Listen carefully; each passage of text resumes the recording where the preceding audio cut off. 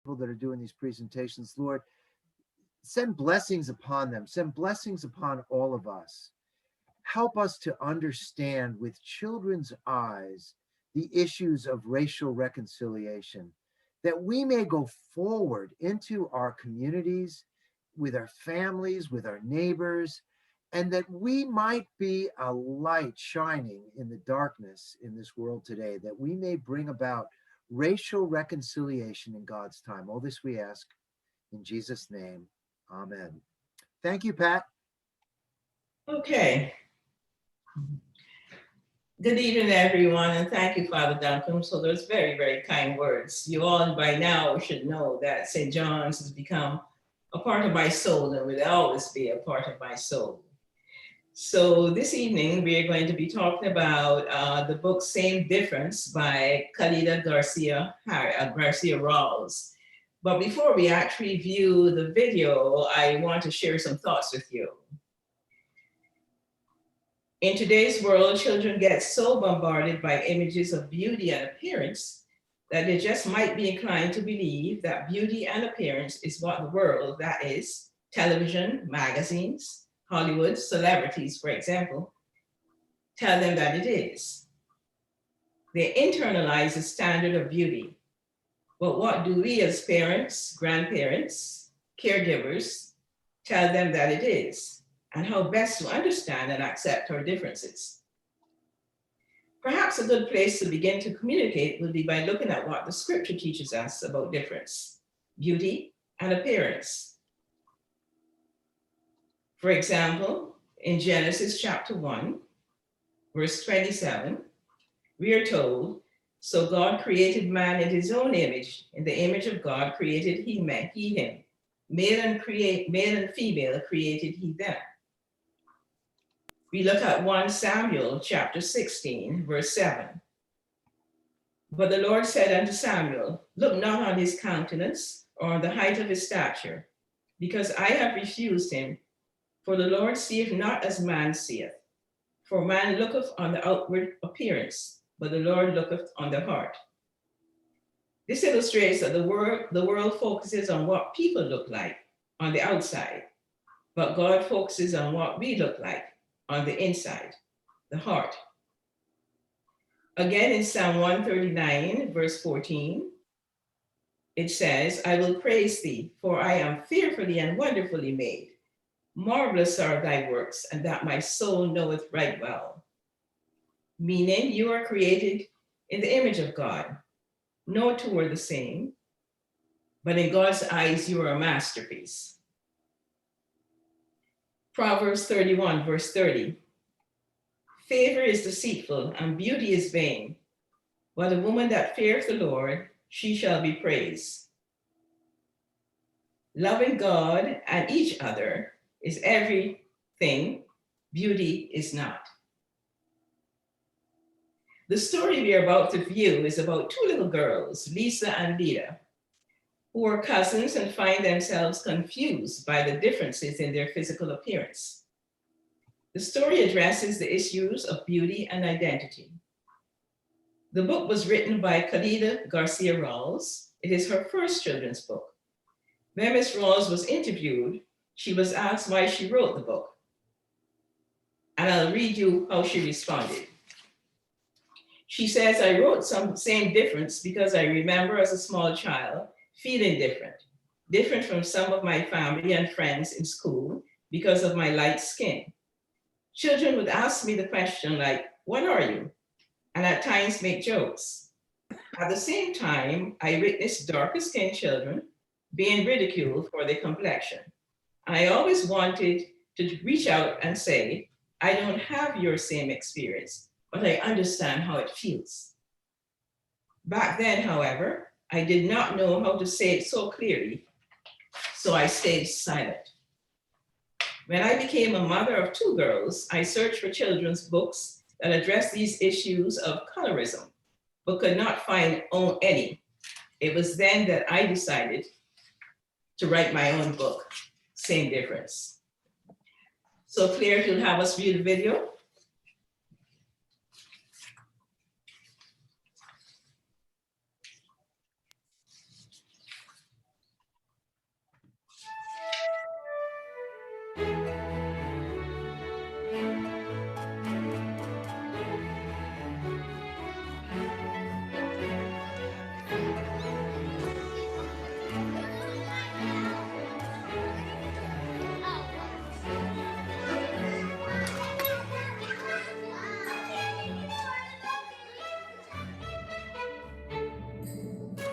Lisa and Lita were just the same.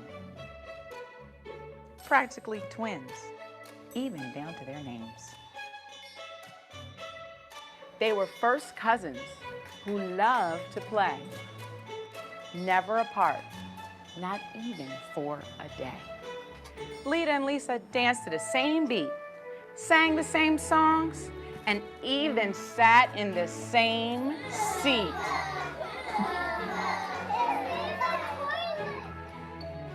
On hot days, they swam at the pool and walked home together every day after school. When they played, they shared imaginary friends, hosted tea parties, and hoped the days would never end. One day at their grandmother's house, they dressed in her beautiful pearls and became more than just two pretty little girls.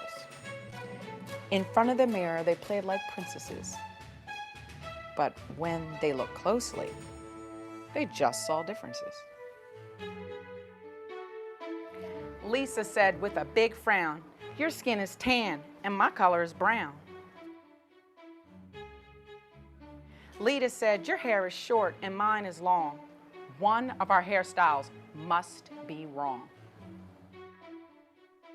Confused, the two girls ran straight to their grandmother.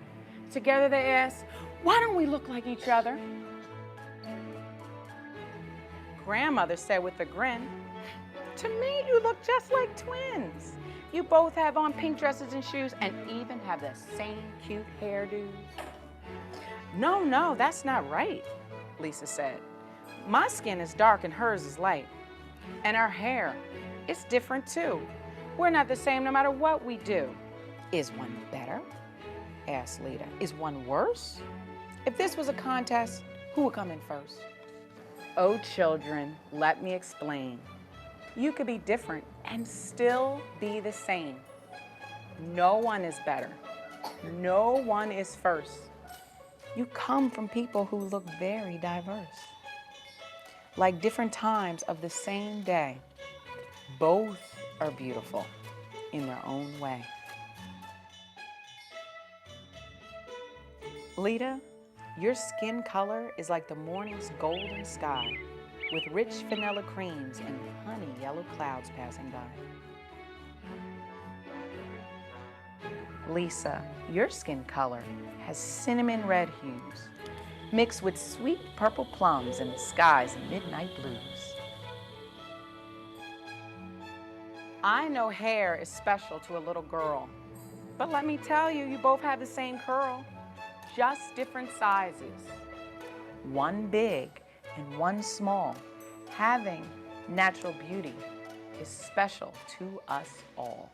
Lita, your hair looks like waves in the sea. Swirls as thick as molasses, flowing carefree.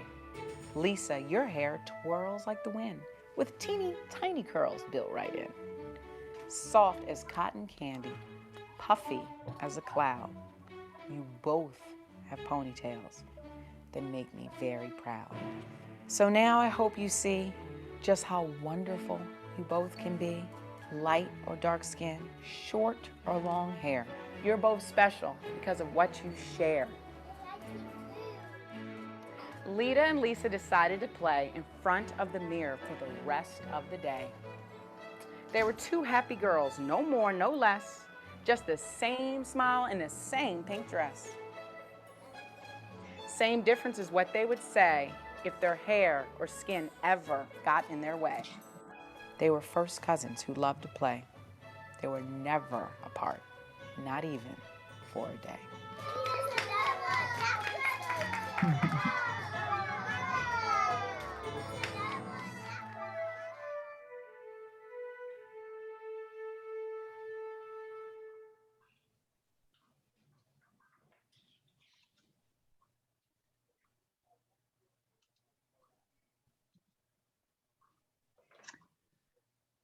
So we're getting ready to move into our breakout rooms, and just a reminder of our agreements for our conversations there, that we each speak from our own experience, that we listen generously to each other without judging, actively resist making assumptions about one another, and refrain from advising or fixing or correcting. And also to be mindful of giving everyone the opportunity to speak, so that everyone has an opportunity to express their thoughts. Expect and accept non-closure, because the work of disrupting racism is ongoing. But be willing to be challenged to disrupt racist patterns, both by the activities and discussions by other participants. And once again, we must respect confidentiality within our breakout groups. We need to know that it's safe where we are. So Pat, would you like to share the thoughts you'd like to have us ponder? Certainly. I know, Claire, you've assigned us to the breakout groups. So I'll just read you the thoughts to ponder.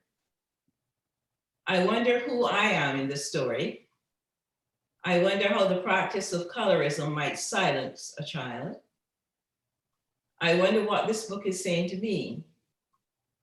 I wonder about feeling pressured to look the same.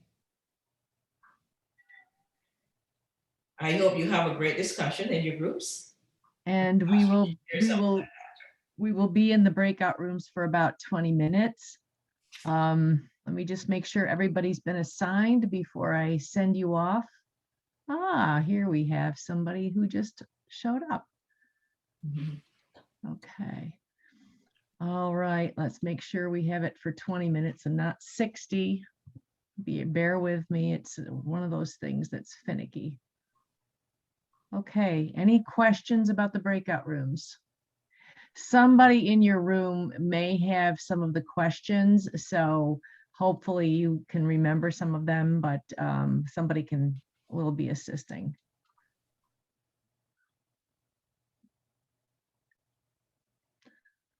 And Father Duncan, you and I get to pick. When it's just you and me left, I'll let you pick. Looks like room 4 could use some people. Yeah, 4 and 1. Room 4 or 1.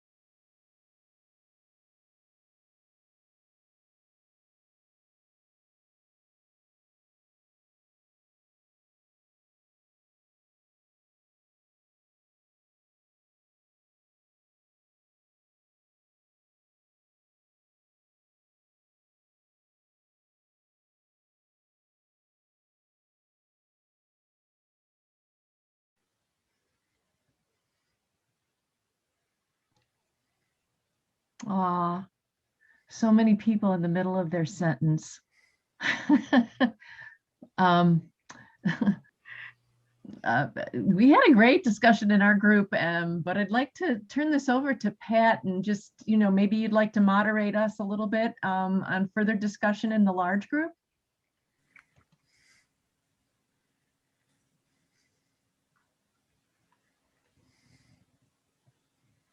Pat, you have to unmute.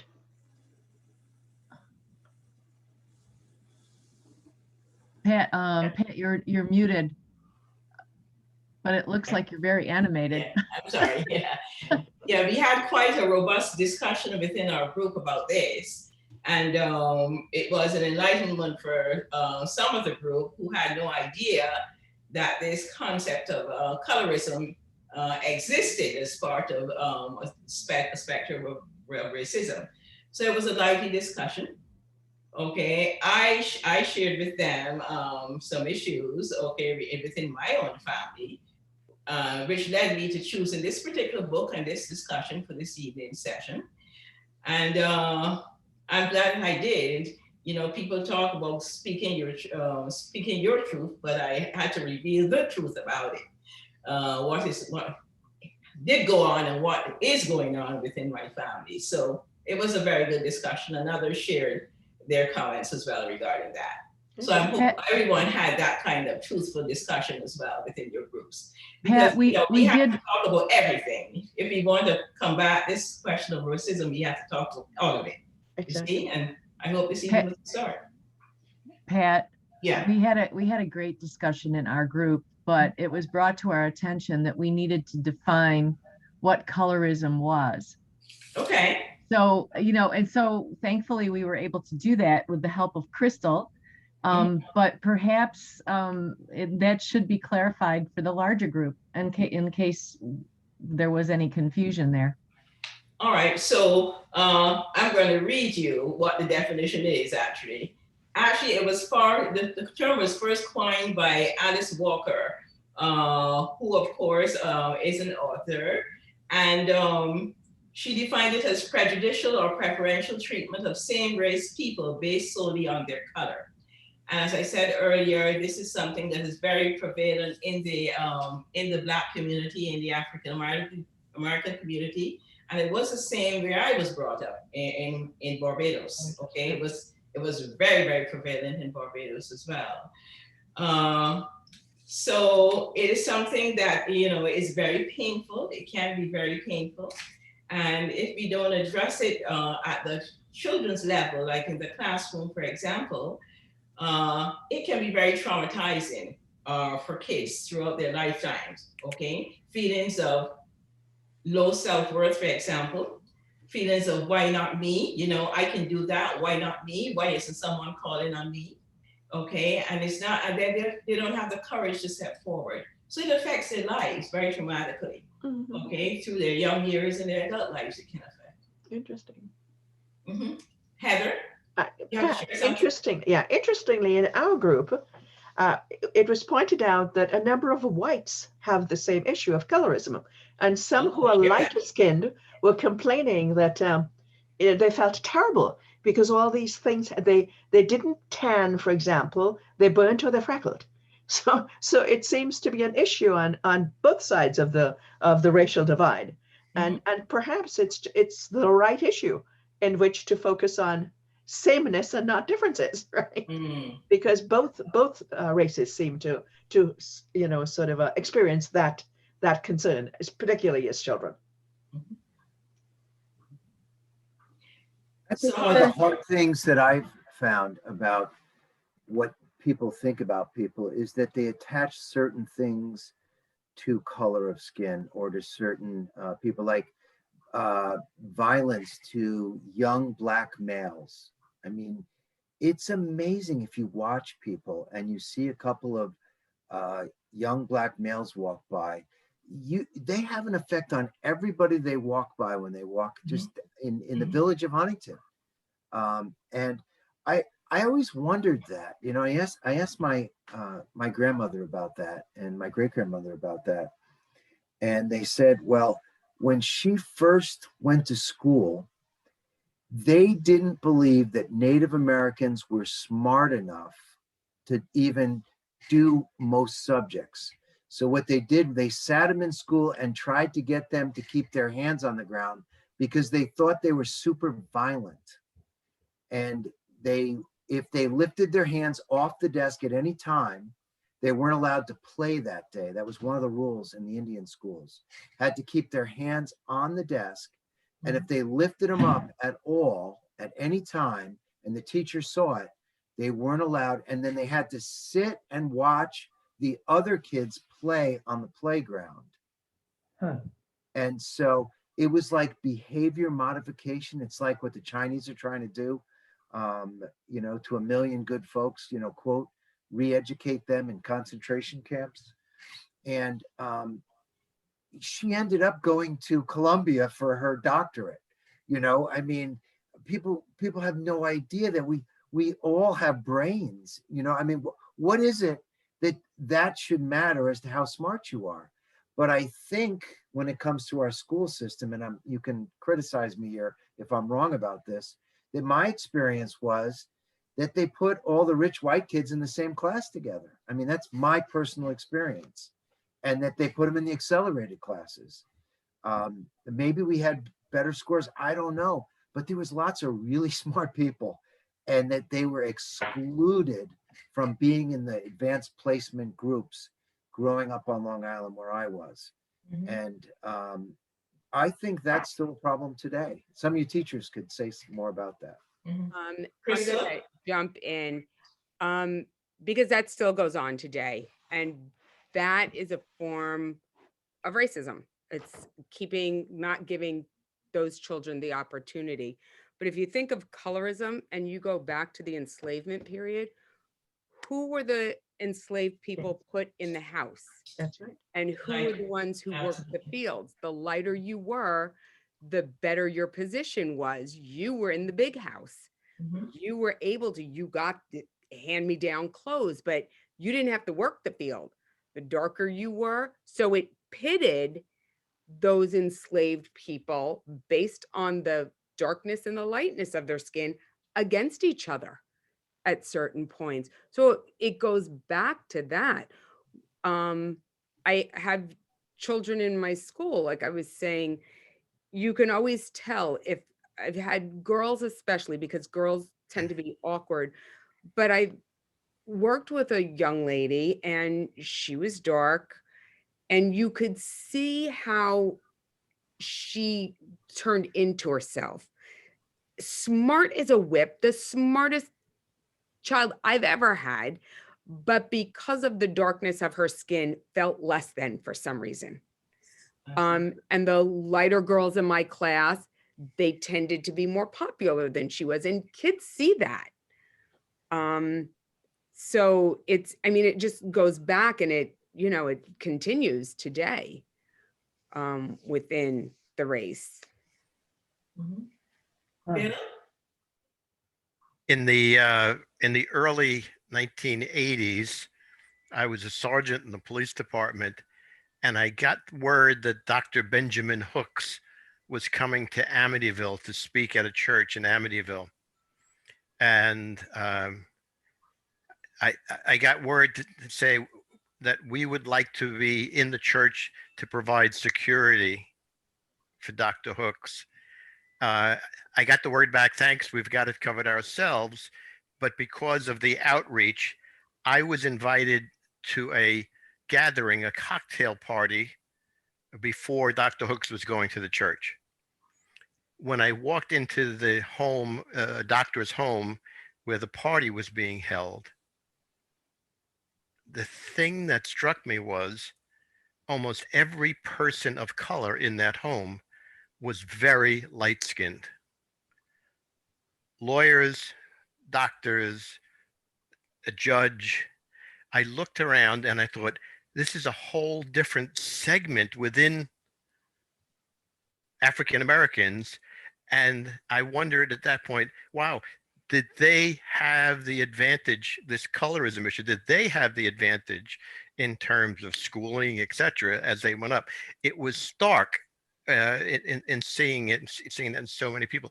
There were one or two people there who were dark skinned, and they kind of stood out within the group. So the colorism issue to a white man looking at it was kind of a surprise, particularly realizing that everybody there were accomplished professionals in their fields. Do you think a lighter colored African American is given more opportunities academically than a darker skinned? Do you think there's that type of thing going on? Yes. Yeah. So, Heather? I agree with everybody who's saying yes. I think that might be part of that unconscious bias that, there is so much talk about, but I do agree. I mean, I believe Pat was mentioning at first, and Chancey also said in our group, I grew up in the West Indies, not in the United States. And my experience there was absolutely that same thing, that sort of color bar was alive and well. and who got the plumbist assignments, sort of you could go down that color scheme and see who it was that did. And even in schooling, that I don't know for a fact that was what was at work, but from everything I saw around me, it appeared that was alive and well. Yeah, I see the same thing. it was. It's So, still true. I do think that the Black community is working hard to combat that, though. Yes. Oh, yes. They're working very hard. Very hard. You look at Hollywood, what they're doing, people who have that platform of speaking out are working hard to combat that, because I mean, you can't have that within your race, because we're against so many other things that to go against each other is counterproductive. Absolutely. So You're think fighting on two fronts. Yeah. And that's exhausting. Yeah. But a lot of people have made a lot of money off of it in the form of skin products, okay, to, young people, buy these bleaching creams to make themselves more white. That's the life they live, really. It's true. It's true.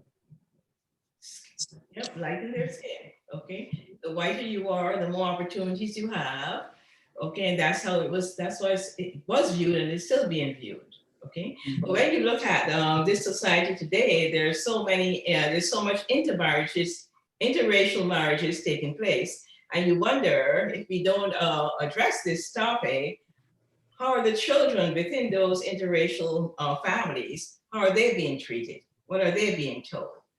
Okay. But Pat, maybe that is the very environment in which this issue might resolve itself, because these children have a foot in each camp. So what are they fighting? It's going to be sort of somebody who's fighting internally. Yeah, but what about the Black? So maybe That's true. But some of it depends on what color those children turn out. If one is light and the other one is dark, you got a problem. You might have a problem if you don't work at it hard. See, Mary, we need that grandmother in the story. Pat, this was by far the best book that we've read so far. I really loved it. And I could relate so well to the grandmother, her wisdom, her truth, right? I loved her analogy of, you're just different times of the same day. I think it's such a great way of looking at it. Heather, you just brought up, because there are so many interracial marriages now, and there's so many ads, which is wonderful to see. But look at what Meghan Markle just is going through now. I know.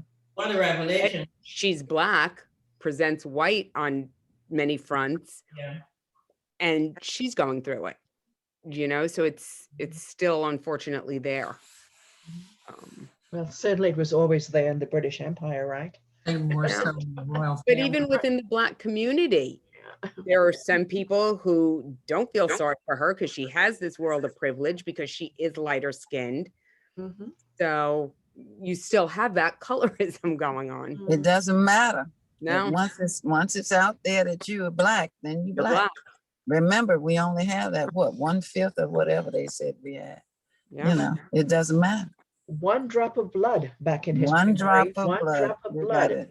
I mean, yeah. I know. I remember so vividly. Hitler was paying so much attention to the United States during the height of this racial, and that was a step too far, even for Hitler. But somehow or other, we did it. I think that is to eternal infamy. That is what we did. Those of us who have been on the sacred ground journey together, one of the things that we explored in one of the sessions was the incredible irony of how crossing a state line, one could change race. Yes. I mean, based upon what the criteria at the time within each state was. So I wonder, I wondered out loud a number of times with all of the ancestry like DNA stuff that's going on. I get reports that tell me what percentage of what I am when I look at my DNA reports now. But I mean, we certainly, whether it went from one drop to whatever the percentage is, we've done incredible things with that. Has anybody seen Professor Gates? all the time. I looked that up. When I was a He's kid. wonderful, Professor Gates. Mhm. And I think he believes that we're all blended. What? Hi, Rob. I brought it up on our conversation I was watching 2 weeks ago with Clint Black and Roseanne Cash, who's Johnny Cash's daughter. And it turned out that Clint Black, Johnny Cash, Roseanne Cash, they all have full black ancestry somewhere 3 to 4 generations back. And I think it was really, particularly enlightening to Clint Black, whereas Johnny Cash's wife, although she was Sicilian, they went through some very, very difficult times because it was perceived that she was black, when in fact she was Italian. But she did have black blood from previous ancestors. So they all have full black blood in their DNAs. It's a fascinating show. Yeah, I agree with you, Gladys. Over. What other thoughts do we have there?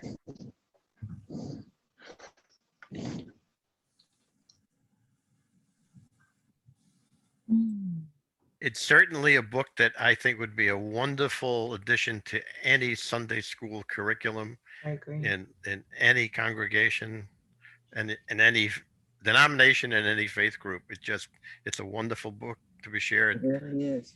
Mhm. And if we could find even more like that, it would be even good too. Absolutely. Mhm.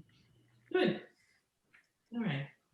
Pat, thank you so much. This was a very good topic and very enlightening. It was, a wonderful presentation too, Pat. I'm Thanks. glad you all enjoyed it. Thank you very much. Thank you. Okay.